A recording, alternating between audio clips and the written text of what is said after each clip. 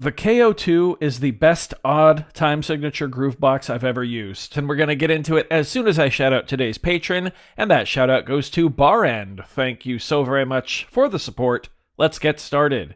I promise I did not intend to make this many videos about the KO2, but I just keep learning new things about it and figuring out new features, and it continues to blow me away. And if I sound excited, I am, because I've been looking for a device that handles different time signatures in this manner, in this particular manner that I'm going to show you here, for so long. You see, I come from the world of traditional music, where we don't really quantify measures in terms of steps, but more with an actual time signature. And when I first started getting into electronic music, one of the things I noticed was that most sequencers deal with odd time signatures just in the amount of steps that they let you put into a sequence. So for an example, here on a standard 16-step sequencer like the OPZ, 16 steps is going to be equal to 16 16th notes, or 1 bar of 4/4. If I wanted to make that a bar of 5/4, I would then have to add 4 more steps, because a step typically represents a 16th note, so I'd have to do 1 bar of 16 steps and then 1 bar of 4 steps to give us 20 steps, which would then break down to 5 quarter notes. And that's always been frustrating to me, because to play 1 bar of music, I'd need actually 2 measures, 2 bars. However, because the KO2 does not have a normal 16-step sequencer, instead you push through your steps with the plus and minus button, and you change your bar length like that, and then you can actually jump around between your measures like this here, and go into the individual steps between them. The way you work with time signatures is a bit different. So to access the ability to change the time signature, you simply have to hold main and then press tempo. And now here we are. This says 4/4. The X knob right here is going to change the first number, so you can go from 1/4 all the way up to 6/4.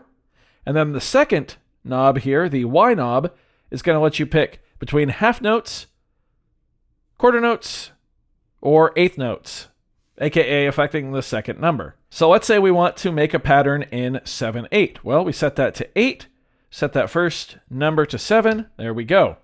Let's get some drum sounds in here. Let's just go with a basic kick. Then we'll go with a basic snare here.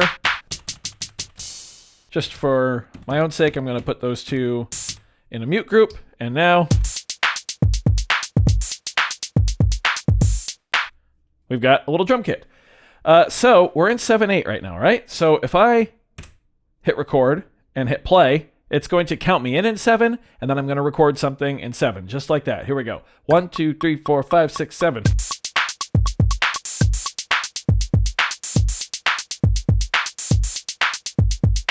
That's pretty sick just on its own. Let's go to group B and add a bass here, which I always forget. Cool, I guess I didn't forget.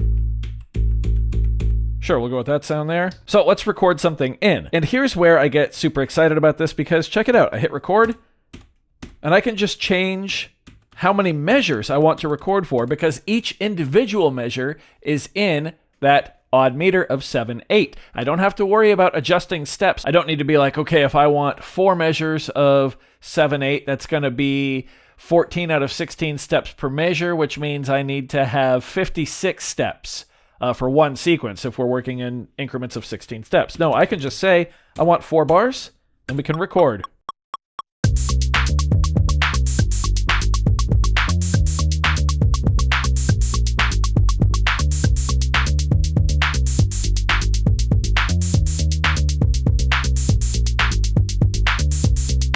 Just like that. So that alone, just right there, sets the KO2 a pedestal above just about every other Groovebox on the market. Not even my beloved Woovebox or Ableton Move work in this manner. This is how I've been hoping for time signatures to be implemented in gear for a long, long time. But of course, it gets better. But first, I need to address what I think is a misprint in the manual. In the manual, it says you can set the time signature per pattern. I don't think that's true. I haven't actually tried yet to change the time signature per group. Let's see what happens if we just set it to 8/8 for the bass, but keep the drums in 7/8. Ah, no. Okay. So right there we can see it's going to be the same time signature for every group. And it's actually the same time signature for every pattern in that group.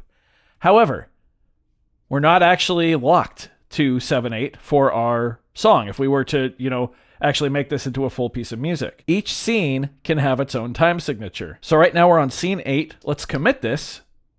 And apparently there was something in scene 9, which we won't worry about. But now we're in scene 10. And check it out. If we go into main and tempo, and let's actually set this to proper 4/4 now. And again, scene 10, we'll hit play.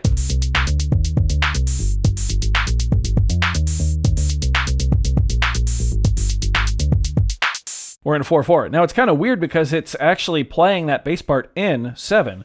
So if we really wanted to, we could go in and make sure we're on the right scene. Yep. Erase the track and play something different. We can also play something new on the drums. I'm just going to erase that pattern. Let's throw something down on our drums.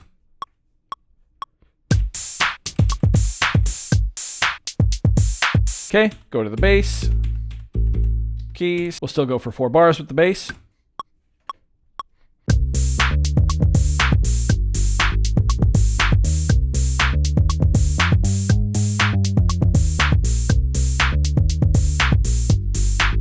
So we're clearly in 4/4 there, right?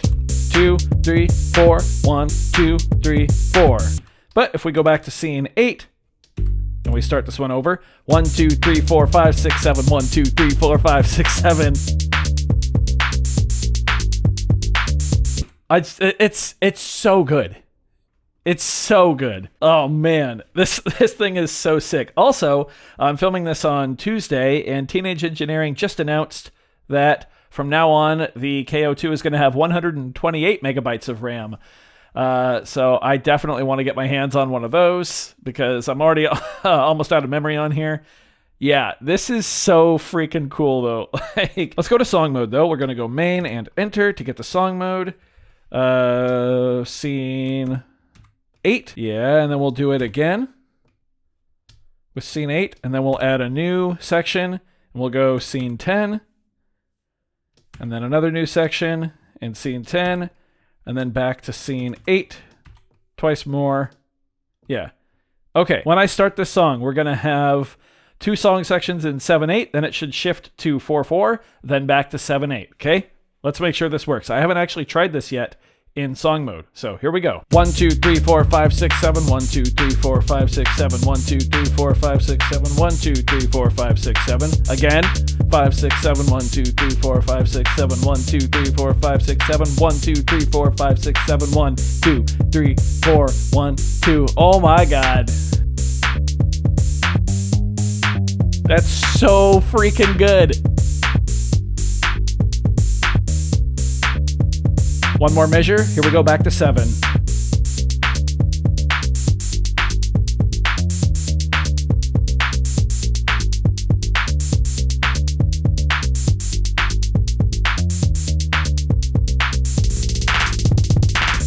I don't know what to say. This is so freaking cool. Also, sorry if you can hear my cat's automatic litter box running in the background.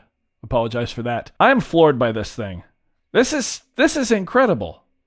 This is how I have wanted a piece of gear to handle odd time signatures as long as I can remember having this YouTube channel and getting into electronic music. They just nailed it. This is it. If every other piece of gear could handle odd meter like this, which I know would be really difficult logistically, given how most step sequencers work, but if this was how all those other pieces of gear handled odd time signatures and changing them, I would be a very happy camper.